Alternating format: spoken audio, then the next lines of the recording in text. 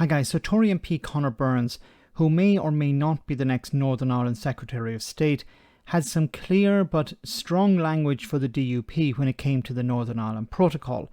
Yes, the Northern Ireland Protocol is back on the agenda. It never really went away, but in a sense it was forgotten about. Burns said two things in this interview with BBC Radio Ulster. First, that the protocol provides great opportunities for the people of Northern Ireland. Now, this is something we haven't heard from a UK minister since 2020. And he said that the DUP have no reason not to join the executive, which is Northern Ireland's type of government. Have a listen to this. Here's the thing, irrespective of who becomes Prime Minister in the short term, the executive is still not back here. The DUP say they want decisive action. What do you understand by that? Have you sat down with Sir Geoffrey? Has he outlined his bottom line? I have sat with Sir Geoffrey. I tweeted about that. Sir Geoffrey and I... So what's the bottom line? Sir Geoffrey and I talked, I think, about 3 weeks ago in Hillsborough over a cup of coffee. Geoffrey, the DUP, frankly, every aspect of unionist opinion wants changes to the way the protocol is being interpreted and applied here on the ground in Northern Ireland.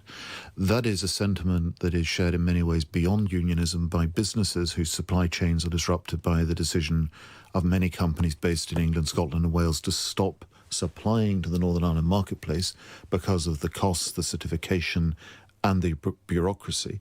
We want to get the protocol, in a way, working for everyone here in Northern Ireland, all businesses in Northern Ireland, and get it to a point where it commands a greater consent.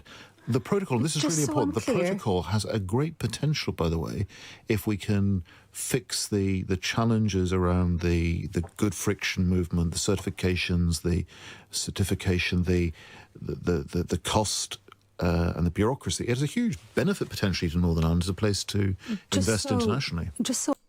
Now, just to raise a point here, this is language I've not heard from a Tory MP or a Tory minister for a long time. The idea that the protocol, if it's implemented, is a great benefit to the people of Northern Ireland and to businesses in Northern Ireland. We've been hearing from Boris Johnson, we've been hearing from Liz Truss and Lord Frost over the last 2 years about how the protocol isn't working, the protocol needs to be scrapped or it needs to be changed massively, it's creating massive disruption and it needs to either go or it needs to be completely overhauled or renegotiated. So I think we have to welcome this change in language. Oh, I'm clear, Minister. Do you think it's important that the executive is back fully functioning? So do you want the clear answer on that? I could not have been clearer on this. If it's so important. Hang on, ultimately this is a foreign policy matter for the United Kingdom government with the European Commission. And I have been really clear on this. I've said this publicly. Given that priority, there is no excuse for the DUP not being back in government today. And not having a functioning executive is an impediment for us getting the money that Northern Ireland has been allocated as a result of the decisions taken by Rishi Sunak to help families with the cost of living challenge in England.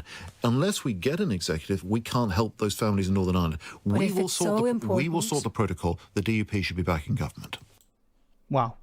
Compliments to Conor Burns for saying this, because once again, this is an MP going much further than we've heard so far from the likes of Truss, Frost or Boris Johnson.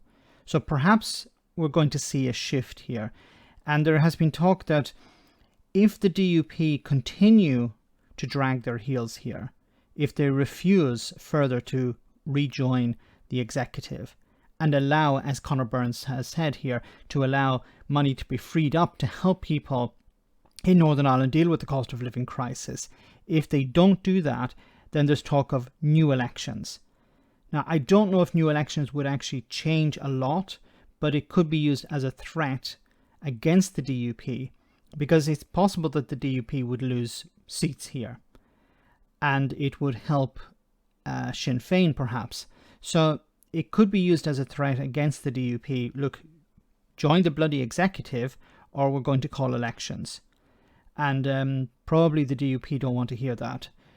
Once again, it's not guaranteed that the DUP would eventually have to join the executive after an election, but it could be something that would worry them. So I have to welcome Conor Burns' language here. it seems to be a massive shift in the rhetoric, at least. Now we have to see the action. Let me know in the comment section, guys, what you think. As always, your comments are greatly appreciated. Thanks a lot.